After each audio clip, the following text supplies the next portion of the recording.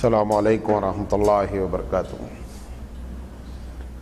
الحمد للہ رب العالمین والعاقبۃ للمتقین والصلاۃ والسلام علی رسولہ الکریم۔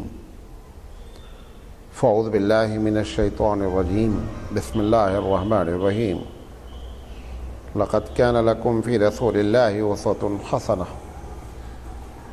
محترم حضرات، ہم سیرت رسول اکرم صلی اللہ علیہ وسلم پر سلسلے وار پروگرام کر رہے ہیں، اور آج اس کا 191 سیریل ہے، 191۔ ہم اللہ تعالیٰ سے دعا کرتے ہیں کہ اللہ تعالیٰ اس پروگرام کو مکمل کرائے اور اس کے طفیل میں ہم سب کو اپنی سنت پر عمل کرنے کی توفیق عطا فرمائے۔ ہم بات یہ کر رہے ہیں کہ اللہ کے رسول صلی اللہ علیہ وسلم نے امت کی تربیت کس طریقے سے کی۔ تو جو اچھائیاں، جو خوبیاں انسان میں ہونی چاہیے، وہ خوبیاں جس سے کہ سوسائٹی میں امن و امان قائم ہو، آپ نے خاص کر اس پر توجہ دی۔ کچھ باتیں ہم نے بیان کی ہیں، آج بھی ہم 2 باتیں انشاءاللہ بیان کریں گے۔ اس میں سے ایک چیز ہے عہد کی پابندی۔ عہد کسی قسم کا ہو، وعدہ کسی قسم کا ہو، اس کی پابندی۔ معلوم نہیں ہے آپ کے ذہن میں یہ بات ہے کہ نہیں ہے، سب سے پہلا جو ہم نے عہد لیا ہے اللہ سے، وہ ہماری پیدائش سے، یعنی یہ جو پیدائش ہے، اس پیدائش سے پہلے ایک پیدائش ہوئی۔ نبی کریم صلی اللہ علیہ وسلم فرماتے ہیں کہ آدم علیہ السلام کی پیدائش کے وقت قیامت تک کے سارے لوگوں کو اللہ نے پیدا کیا۔ لوگ چیونٹی کے مانند تھے۔ اس وقت اللہ تعالیٰ نے تمام لوگوں سے اس بات کا عہد لیا کہ الست بربکم، کہ کیا میں تمہارا رب نہیں ہوں؟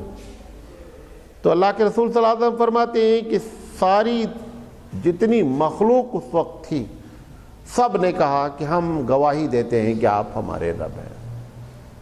سب سے پہلا یہ وعدہ ہم نے زندگی میں کیا ہے۔ یہ ہو سکتا ہے کہ کوئی یہ ایکسکیوز پیش کرے کہ صاحب ہم کو تو وہ وعدہ یاد ہی نہیں ہے۔ اس کا 2 جواب ہے۔ ایک جواب تو یہ ہے کہ انسانی فطرت میں توحید جو ہے وہ حقیقت میں اسی وعدے کا ریفلیکشن ہے۔ نہیں سمجھے میری بات؟ ہماری فطرت میں توحید ہے، وہ جو توحید ہماری فطرت میں ہے، ہمارے نیچر میں ہے، وہ حقیقت میں اس وعدے کا ریفلیکشن ہے۔ اس پر پھر ایک اعتراض اٹھ سکتا ہے کہ جب توحید فطرت میں ہے تو ساری دنیا کو شرک چھوڑ کر توحید کرنا چاہیے۔ یہ سوال اس پر اٹھتا ہے۔ حقیقت یہ ہے، اللہ کے رسول نے فرمایا کہ جب بچہ پیدا ہوتا ہے تو وہ اسلام پر پیدا ہوتا ہے، وہ چاہے کسی کے گھر میں پیدا ہو، فطرت پر پیدا ہوتا ہے، اور آپ نے فرمایا وہ فطرت اسلام ہے۔ پھر آپ نے فرمایا کہ فَأَبْوَاهُ يُحَوِّدَانِهِ أَوْ يُنَصِّرَانِهِ أَوْ يُمَجِّسَانِهِ أَوْ كَمَا قَالَ۔ آپ نے فرمایا کہ اس کے والدین اس کو یہودی بناتے ہیں، اور اس کو نصرانی بناتے ہیں، اور اس کو مجوسی بناتے ہیں۔ کچھ دن مولانا تھانوی علیہ رحمہ کہتے ہیں کہ اگر وہ اسی حالت میں انتقال کر جائے، ایک آدمی ایک غیر مسلم کے گھر میں بچہ پیدا ہوا، اس کا کیا قصور ہے؟ وہ شرک کر رہا ہے، کیونکہ اس کے تو پیرنٹ نے وہی سکھایا، وہی وہ کر رہا ہے۔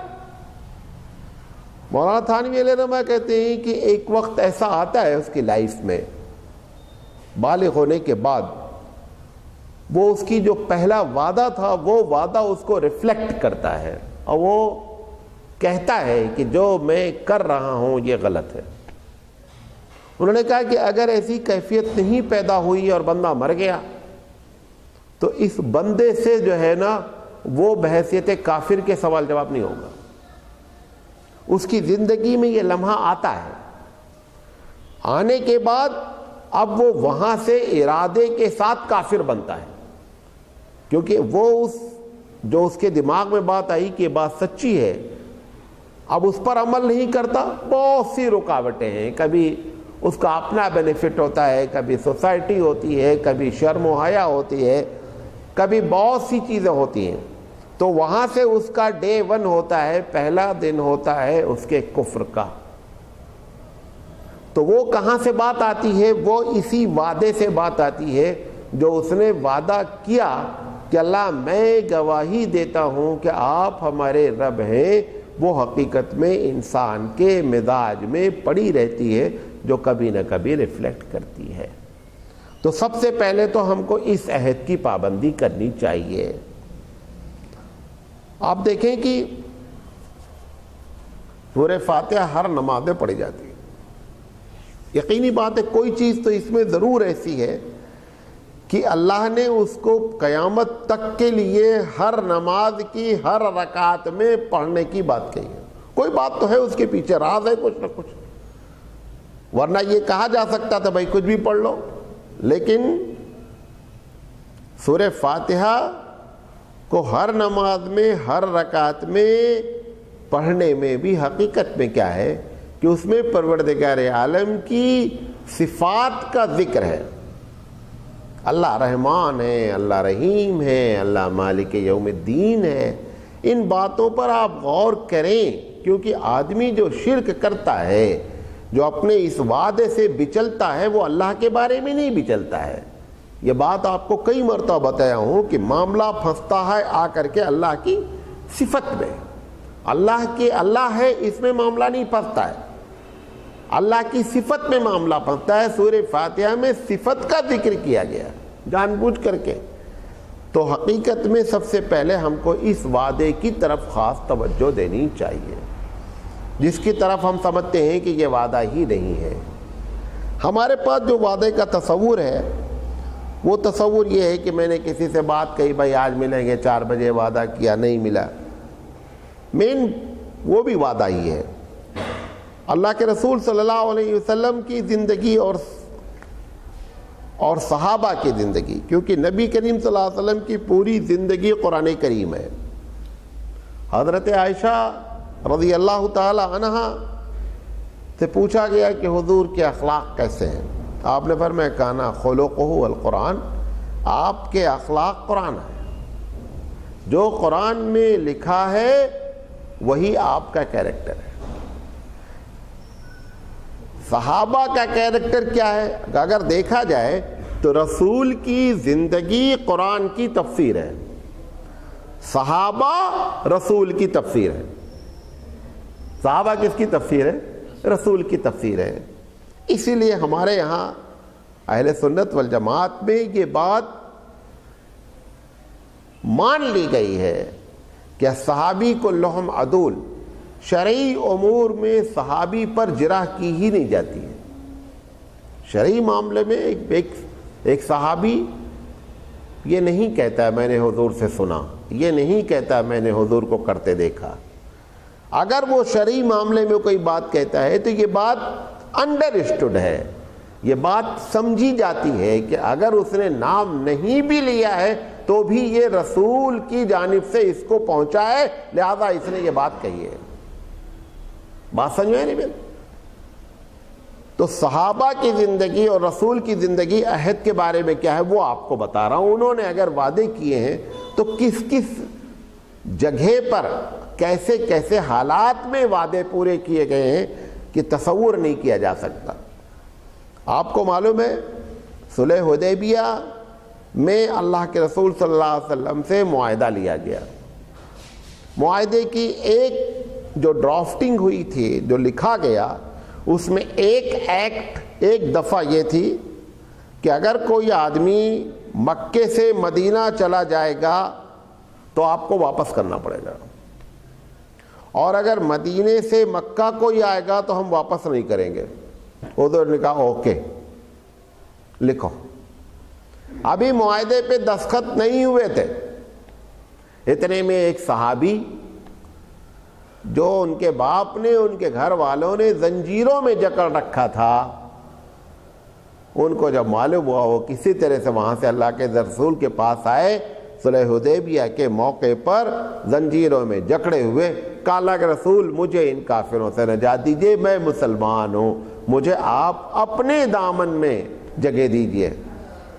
فوراً معاہدہ ابھی لکھا گیا، دستخط نہیں ہوا تو انہوں نے کہا کہ صاحب ہم نے پہلے ہی کہا ہے ہمارا بندہ تمہارے پاس جائے گا تو تم کو واپس کرنا ہے۔ حضور صلی اللہ علیہ وسلم اندر سے تڑپ اٹھے کہ یہ رو رو کر کے اس بندے نے اللہ کے رسول سے کہا کہ آپ مجھے کہاں چھوڑ رہے ہیں؟ حضور نے فرمایا کہ میں وعدہ کر چکا ہوں، ابھی دستخط نہیں ہوئے تھے، کہا جا سکتا تھا بھائی ابھی لکھی جا رہی ہے، ابھی بات ہوگی، ڈسکس ہوگا، ابھی تو میں نے اس شک کو مانا ہی نہیں ہے، لیکن اللہ کے رسول صلی اللہ علیہ وسلم زبان سے صرف کہہ چکے تھے ٹھیک ہے بھائی لکھیے۔ آپ اندازہ کریں کہ ایسے موقع پر، اور جبکہ مسلمانوں کو اس وقت افراد کی سخت ضرورت ہے اور اتنی سینسیٹیو صورتحال میں اللہ کے رسول نے اپنی زبان کا لحاظ رکھا اور ان کو کفر کی حالت والے مکے میں واپس کرنا پڑا۔ یہ ایک الگ بات ہے کہ اس صحابی کی تڑپ نے، آپ معلوم نہیں کبھی اس پوائنٹ پر آپ نے بات سوچا ہے، اس صحابی کی تڑپ نے اس صلح حدیبیہ کا پورا نقشہ چینج کیا ہے۔ جب وہ وہاں سے گئے مکے، وہاں سے جب دوبارہ بھاگے، بھاگنے بعد مکے اور مدینے کے بیچ میں ان لوگوں نے خیمہ ڈال دیا۔ وہ لوگ جو مکے سے نکلنا چاہتے تھے، مدینے میں انٹرنس ممنوع تھا، بیچ میں انہوں نے جو ہے وہ خیمہ ڈال دیا، اور جب ادھر سے ان کا قافلہ جاتا تو وہ اس کو ڈسٹرب کرتے۔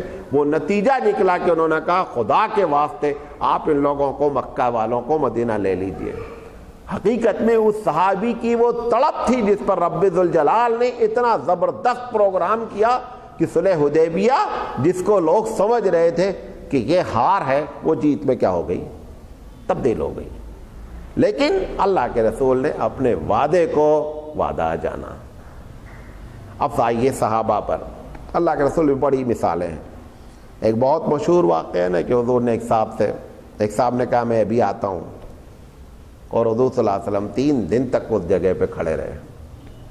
3 دن تک کھڑے رہنے کا مطلب سمجھ لیجئے، دماغ میں آتا ہے پھر پاخانہ ٹوائلٹ نہیں گئے ہوں گے، سوئے نہیں ہوں گے، نماز نہیں پڑھی ہوگی، یہ سمجھ لو کیا چکر ہے یہ 3 دن کا۔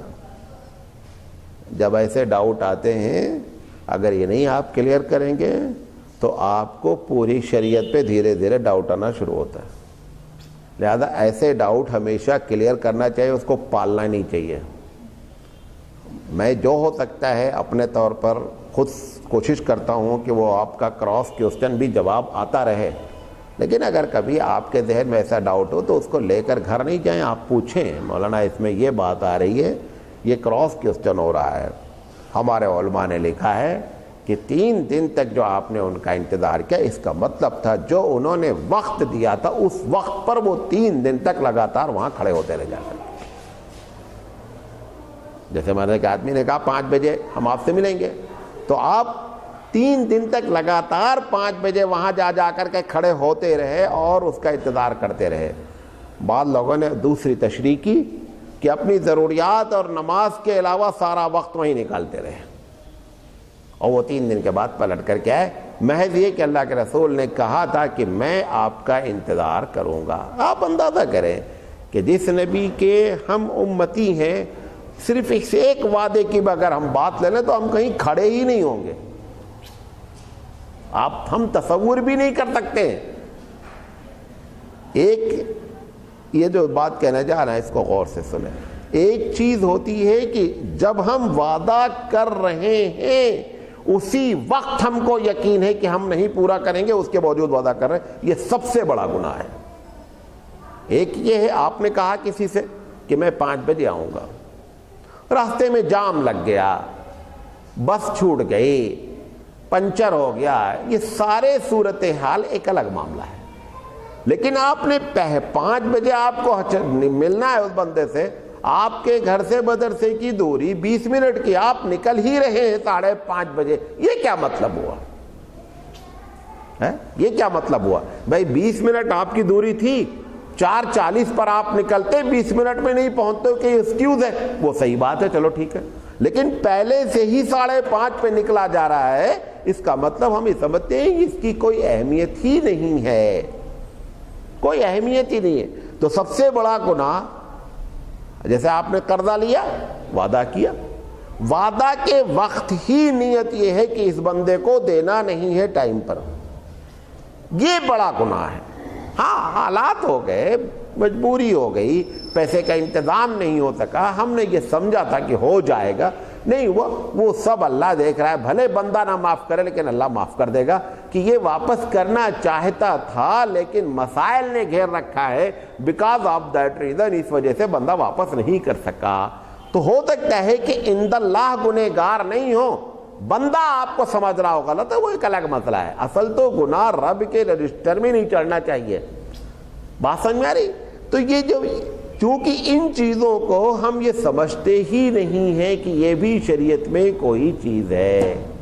اب رسول کی زندگی آپ دیکھیں کہ ان سے کہہ دیا آؤں گا تو 3 دن تک، ذرا سی بات کہہ دی کہ مکہ آنے والوں کو واپس کر دیں گے، اتنی سنجیدہ صورتحال پر بھی آپ نے اس کو کیا کر دیا؟ واپس کر دیا۔ حضرت عمر رضی اللہ تعالیٰ عنہ کا بڑا مشہور واقعہ ہے، مجھے بہت چکر آ رہا ہے اس وقت۔ حضرت عمر رضی اللہ تعالیٰ عنہ کا ایک بڑا مشہور واقعہ ہے کہ ایک قیدی پکڑا گیا، اس نے مسلمانوں کو بہت نقصان پہنچایا۔ حضرت عمر رضی اللہ تعالیٰ عنہ نے اس کو قتل کا حکم دیا۔ جب قتل کے لیے لایا گیا تو حضرت عمر نے پوچھا کچھ تمہاری خواہش ہو تو بتاؤ۔ اس نے کہا مجھے پانی پینا ہے۔ کیا پینا ہے؟ پانی پینا ہے۔ حضرت عمر رضی اللہ تعالیٰ نے کہا کہ پانی دے دیں ان کو۔ جب وہ پانی کا گلاس لیا، منہ تک لے گیا تو اس نے کہا کہ مجھے ڈر لگ رہا ہے کہ میں جب پانی پینے لگوں گا تو اس حالت میں ہم کو قتل کر دیا جائے گا۔ حضرت عمر رضی اللہ تعالیٰ عنہ نے کہا کہ میں تم سے وعدہ کرتا ہوں کہ جب تک تم یہ پانی نہیں پی لو گے تب تک میں تم کو قتل نہیں کروں گا۔ اس نے اس پانی کو کیا کر دیا؟ پھینک دیا۔ پانی کو پھینک دیا، اور پھینکنے کے بعد حضرت عمر نے پوچھا یہ کیا کیا؟ اس نے کہا آپ نے کہا تھا کہ جب تک یہ پانی نہیں پی لیں گے تب تک ہم قتل نہیں، یہ پانی اب پیا نہیں جا سکتا۔ حالانکہ مقصد پانی پینا تھا، اس گلاس کا پانی نہیں تھا، لیکن اس نے اس ورڈ کو ٹیکنیکلی لحاظ سے ہینڈل کر لیا۔ حالانکہ شرعی لحاظ سے دیکھا جائے پوری گنجائش تھی مسئلے میں، اور حضرت عمر رضی اللہ تعالیٰ عنہ جو مسئلے کے کیڑے تھے، جانتے تھے کہ اس مسئلے کا، لیکن محض یہ کہ میں نے ایک جملہ کہا ہے کہ جب تک یہ پانی نہیں پیو گے، اور اس نے ٹیکنیکلی لحاظ سے اس جملے کو پکڑ لیا ہے، لہذا حضرت عمر رضی اللہ تعالیٰ عنہ کا اس کو معاف کر دیا جاتا ہے۔ یہ آپ اندازہ کہہ رہے ہیں کہ یہ کیسا یہ وعدہ ہے، یہ کیسا عہد ہے، زبان کی بات کو کیسے رکھا گیا ہے۔ یہ ایسے نہیں دنیا میں اسلام قائم ہو گیا، ایسے کیریکٹر پیش کیے گئے ہیں کہ لوگ ہل گئے۔ یہی حضرت عمر ہی رضی اللہ تعالیٰ عنہ کے زمانے کی بات ہے۔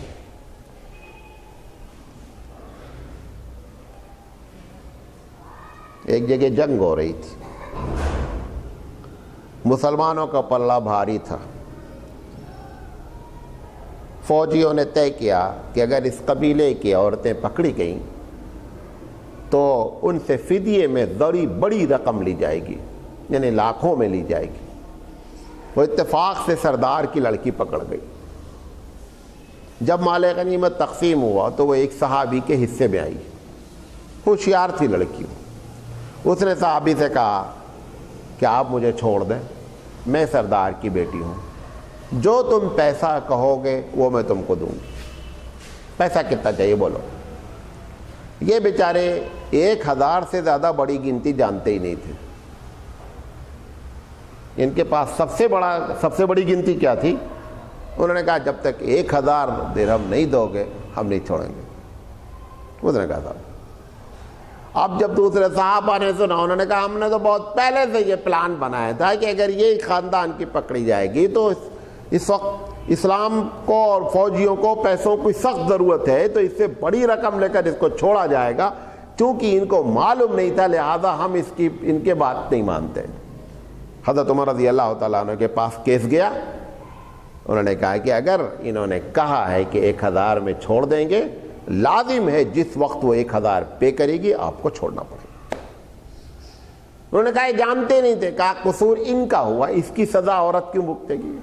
دیکھیں یہ لاجک ہے, یہ فیصلہ ہے, یہ عدل ہے, یہ انصاف ہے. اور اس نے 1000 روپے دے دیا, اور دے کر کے کیا ہو گیا, وہ چھٹکارا پا گیا. اس قسم سے ہمارے پاس بے شمار واقعات ہیں. اس میں جو بات نصیحت کے طور پہ نکلتی ہے, ہم تو واقعات سن رہے ہیں. آپ دیکھیں کہ اس بندے نے جس نے حضرت عمر سے کہا کہ یہ پانی جب تک نہیں پی لیں گے, اس کو کیا یقین تھا, پانی کیوں پھینکا, کہ یہ مسلمان ہے, زبان دے دیا ہے, یہ معاملہ یہ اس سے نکل کر آئی بات. واقعہ اپنی جگہ, غیر کو بھی اس بات کا یقین کامل تھا کہ اگر مسلمان اپنی زبان دے دے گا تو زبان سے نہیں پھرے گا, ورنہ وہ اتنی بڑی بات نہیں کرتا. وہ اگر دوسری جگہ ہوتا وہ ایسی کوئی حرکت کرتا ہی نہیں کہ ایسی چھوٹی سی بات میں کون, معاملہ اتنا سنگین ہے, پھانسی کی سزا ہو چکی, قتل کی, کون ہے, لیکن اس کو یقین کامل تھا کہ یہ مسلمان ہے, اور مسلمان اپنی زبان کا پکا ہوتا ہے. یہ بات اگر آج معاشرے میں صرف ایک بات, یہ بات ساری کمیونٹی, مسلمان کے علاوہ سارے لوگ یہ آپ کو بولنے لگے کہ صاحب مسلمان ہے, یہ وعدے کا پکا ہے, آپ جان لیں کہ پوری دنیا میں تمہارا جھنڈا گڑنا ہے. ہمارے پاس اس وقت من حیث القوم کا مطلب پوری مسلم کمیونٹی دنیا کی اگر ملا لی جائے تو ایک بھی صفت ایسی نہیں ہے جو غیر یہ کہتا ہو کہ صاحب ایسا مسلمان نہیں کر سکتا. ایک بھی چیز اس وقت موجود نہیں ہے, ایک بھی چیز نہیں ہے. سمجھے؟ یہ جو چیزیں ہیں, یہ چیزیں ہمارے رسول نے ہماری تربیت اس انداز میں فرمائی تھی. آج ہماری حالت اس لحاظ سے ہے. اب اس کے بعد یہ تو بندوں سے وعدے کی بات ہے, اللہ سے بھی وعدہ ہوتا ہے جس کو ہم نظر کہتے ہیں, منت ماننا کہتے ہیں. یہ بھی وعدہ اللہ سے ہوتا ہے. سب سے پہلے یہ اس سے بڑا وعدہ ہے, جو بندوں سے بھی زیادہ بڑا وعدہ کس کا ہے. آپ قسم کھاتے ہیں, منت مانتے ہیں, نظر مانتے ہیں کہ اللہ ایسا ہو جائے تو میں میں اس پر بحث نہیں کرنا چاہتا ہوں کہ منت ماننا شرعی لحاظ سے اچھا یا برا. ہم اس وقت اس پر ہم یہ کہتے ہیں کہ اللہ کے حوالے سے آپ نے اللہ سے ڈائریکٹ وعدہ کیا, لہذا اس وعدے کو پورا کرنا بھی بہت ضروری چیز ہوتی ہے. ایک بہت بڑے اسکالر ہیں, معلوم نہیں آپ کے حبلی میں بھی آئے تھے پچھلے 3-4 مہینہ پہلے, ڈاکٹر سجاد ندوی نعمانی. ایک مرتبہ انہوں نے UN میں بھی جو ہے وہ اسلام کے اوپر تقریر کی تھی. ڈاکٹر سجاد نعمانی اس وقت بامبے میں رہتے ہیں. انہوں نے ایک واقعہ اپنی تقریر میں نقل کیا ہے, معلوم نہیں آپ کو اس کے پہلے بتایا ہے کہ نہیں بتایا ہے, کہ ایک عرب یورپ کے کسی کنٹری میں تاجر تھا, ایک مرڈر کے کیس میں پھنس گیا, قتل کے کیس میں. جب قتل کے کیس میں پھنسا, حالانکہ اصل میں وہ قاتل نہیں تھا, جب جج کے پاس معاملہ پہنچا تو سارے گواہ, بہت اس نے کوشش کی, لیکن جج نے فیصلہ کر دیا کہ صاحب یہ اصل قاتل ہے اور اس کو قتل کی سزا, اس کو پھانسی ہونی چاہیے. انہوں نے جج سے کہا کہ آپ نے جو بھی فیصلہ کیا ہے ٹھیک ہے, میں فیل ہو گیا, میں اپنے گواہ ان کے آپ کے گواہ توڑ نہیں سکا، لیکن میں جس ملک کا رہنے والا ہوں وہاں پہ میں نے کچھ لوگوں کی امانت ہمارے پاس رکھی ہوئی ہے، ہم کو آپ اتنی مہلت دے دیں کہ میں جاؤں اور جا کر کے میں اس امانت کو جن لوگوں کی ہے پہنچا دوں، میں آپ سے وعدہ کرتا ہوں کہ میں اپنے پھانسی کے دن سے پہلے واپس آ جاؤں گا۔ آپ بتائیے دنیا کا کون آدمی ہے جو اس کو چھوڑے گا؟ پہلی بات غیر ملک کا معاملہ، بھئی اپنے ملک کا ہو چلو تم کہاں بھاگو گے، ہم پکڑ لیں گے، غیر ملک کا معاملہ۔ تو جج نے کہا دیکھو یہ مسلمان ہے، یہ جو وہ کہہ رہا ہے یہ بات سچی ہے، یہ مسلمان جھوٹ نہیں بولتا، یہ اپنے وعدے کو ضرور پورا کرے گا۔ تو جو سامنے جو جس کا قتل ہوا تھا اس نے جج سے بڑی بحث کی کہ یہ آپ چھوڑ دیں گے چلا جائے گا یہ، تو جج نے کہا کہ میں اس کا ضامن ہوں، جج نے کہا کہ میں اس کی ضمانت لیتا ہوں کہ اگر یہ وقت پر واپس نہیں آیا تو جو سزا اس کی ہے وہ مجھے ہو جائے۔ آپ اندازہ کریں کہ جج کو کتنا یقین تھا۔ خیر، اچھا جج کیا ہوتا ہے؟ حالانکہ جب اتنا یقین تھا اور وہ کہہ رہا تھا کہ میں نے قتل نہیں کیا تو فیصلہ کر دینا چاہیے تھا اس کے موافق میں، یہ بھی تو کراس کوسچن آ رہا ہے۔ فیصلہ اس لیے نہیں کر سکتا تھا، اللہ کے رسول نے خود اپنے بارے میں بات فرمائی کہ کبھی کبھی چرب زبان وٹنس آ جاتے ہیں، گواہی آ جاتی ہے، میں آپ کو اگر فیصلہ کر بھی دوں اور وہ غلط ہو تو یہ نہیں سمجھنا کہ میں نے فیصلہ کر دیا ہے لہذا معاملہ ٹھیک ہے، تو اپنے ہاتھ میں آگ کا انگارہ لے کر کے جا رہے ہو، ہم نے کر کے فیصلہ کیا ہے۔ کیونکہ جب وٹنس سامنے ہو جاتا ہے تو جج اپنی مرضی سے بول نہیں سکتا، جو بولنا چاہتا ہے وٹنس پر ہی اس کو کیا کرنا ہے، ڈیسیژن لینا ہے۔ اگر وہ اپنی مرضی سے بول دے ایسے موقع پر تو یہ سمجھا جائے گا کہ اس کا ذاتی معاملہ اس سے کچھ ہے، لہذا یہ اس میں انٹرفیئر کر رہا ہے۔ بہرحال وہ عرب تاجر گیا، جا کر کے اپنا امانت واپس کی، اپنے گھر والوں سے بتا دیا ایسا ایسا معاملہ ہے۔ وہ وہاں سے واپس، بحری سفر تھا سمندر کا، آنے میں جس دن کا وعدہ تھا، جس دن پھانسی تھی، اس نے کہا تھا میں ایک دن پہلے آ جاؤں گا، راستے میں کہیں جو ہے وہ طوفان ٹکرایا لہذا وہ لیٹ ہوا۔ لیٹ کتنا ہوا؟ اتنا لیٹ ہوا کہ پھانسی کے ٹائم سے کچھ گھنٹے پہلے پہنچ گیا، اور اس نے کہا تھا میں آ گیا ہوں اور مجھے پھانسی دے دی جائے۔ اب جج نے کہا کہ آپ بتائیے کہ یہ بندہ قاتل ہو سکتا ہے؟ اب اس کو ایک موقع مل گیا نا، اس نے کہا کہ یہ بندہ قاتل ہو سکتا ہے، پھر سے فائل کو کیا ہونا چاہیے، ریوائز ہونی چاہیے، کیونکہ اگر یہ قاتل ہوتا، یہ سچ اگر اتنا بول رہا ہے تو کبھی زندگی میں کہہ رہا ہے میں نے قتل نہیں کیا، اگر یہ وعدہ کا اتنا پکا ہے تو اس میں کیسے جھوٹا ہو سکتا ہے، لہذا اس کے کیس کو پھر سے ریوائز کیا جائے۔ ایسی ہمارے پاس مثالیں موجود ہیں کہ بہت سے لوگ ہیں۔ کاندھلا ایک جگہ ہے سہارنپور ضلع میں، وہاں پر آج بھی، ابھی میں گیا تھا تو ملاقات بھی کیا، وہاں پر ایک مندر اور ایک مسجد کا ڈسپیوٹ، بہت پہلے کی بات ہے، انگریز کے زمانے کی بات ہے۔ زمین مندر کی تھی، دعویٰ مسجد والوں کا تھا، کیس انگریز عدالت پہ تھا۔ تو اس گاؤں میں ایک آدمی کے بارے میں مشہور تھا کہ وہ جھوٹ نہیں بولتے، بہت بزرگ اللہ والے تھے۔ تو انگریز کو معلوم ہوا تو اس نے کہا کہ اگر وہ تمہاری طرف سے آ کر کہہ دیں کہ یہ زمین مسجد کی ہے تو ہم مان لیں گے۔ لوگ ان کے پاس آئے کہ معاملہ ناک کا ہے، اسلام کا ہے، آپ چل کر بول دیجئے۔ انہوں نے کہا کہ پہلی بات تو میں نے قسم کھائی ہے کہ میں انگریز کا منہ نہیں دیکھوں گا۔ تو جا کر انگریز کو بتائی کہ جج کو کہ صاحب انہوں نے قسم کھا رکھی ہم انگریز کا منہ، انہوں نے کہا کہ پردہ ہم حائل کر دیتے ہیں لیکن آ کر کے وہ بول دیں۔ جب یہ پہنچے تو مسلمان یہ سمجھ رہے تھے یہ بندہ مسلمان ہے تو اپنی بات کرے گا۔ انہوں نے کہا کہ مسلمانوں کی زیادتی ہے، یہ زمین مندر کی ہے،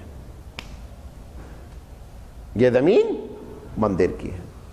آج بھی واقعہ کاندھلا میں مشہور ہے کہ جیسے ہی آپ اندازہ کریں کہ ایسے موقع پر بندہ اپنے کہ ہم سچے، ہم جھوٹ نہیں بولیں گے، معاملہ سارے مسلمان پوری کمیونٹی کا ہے، سب کچھ ہے، وہیں پر جتنے کافر تھے سب مسلمان ہو گئے، اور ان کے بعد مسلمان جو ہوئے تھے ان کے بچوں سے ہم لوگوں نے ملاقات کی صرف اس سچ پر، اور نتیجہ بعد میں نکلا کہ مندر والوں نے کہا کہ اتنا بڑا آدمی ہم نے نہیں دیکھا، لہذا اب ہم یہ زمین مسجد کو گفٹ کرتے ہیں۔ ایسا نہیں ہوتا ہے جو ہم یہ کہنے لگے ہیں کتاب اب جھوٹ بغیر بغیر چالا ہی نہیں چلتا ہے، بےایمانی کے بغیر تجارت نہیں ہوتا ہے، یہ سب ڈھکوسلے بازی ہے، سمجھے نہیں؟ یہ سب ڈھکوسلے بازی ہے۔ لہذا ایسے اخلاق پیش کیے جائیں تو آج بھی اسلام ویسی ہی پوزیشن میں آ سکتا ہے جیسا کہ پہلے تھا۔ امام مالک علیہ الرحمہ کہتے ہیں کہ مسئلے کا حل، یہ جو آپ پرابلم دیکھ رہے ہیں، یہ تو انہوں نے 1200 سال پہلے یہ بات کہی ہے، کہا کہ جتنے مسئلے کا حل اگر آپ چاہتے ہیں تو مسئلے کا حل صرف یہ ہوتا ہے کہ آپ یہ دیکھیں کہ اول نے اپنے مسئلے کا حل کیسے کیا ہے، پہلے لوگوں نے اپنے مسئلے کا حل کیسے کیا ہے، آج بھی مسئلے کا حل وہی پالیسی ہے۔ سمجھ میں آ رہی بات؟ لہذا یہ بات وعدے کے بارے میں کہنی تھی۔ ایک بات کہنا چاہتا تھا لیکن طبیعت میری جو ہے وہ ساتھ نہیں دے رہی ہے۔ اللہ تعالیٰ سے دعا ہے کہ اللہ تعالیٰ کہنے سے زیادہ عمل کرنے کی توفیق عطا فرمائے۔ آپ لوگ ہمارے لیے بھی دعا کریں، اللہ صحت دے، آمین۔ سبحانک اللہم و بحمدک۔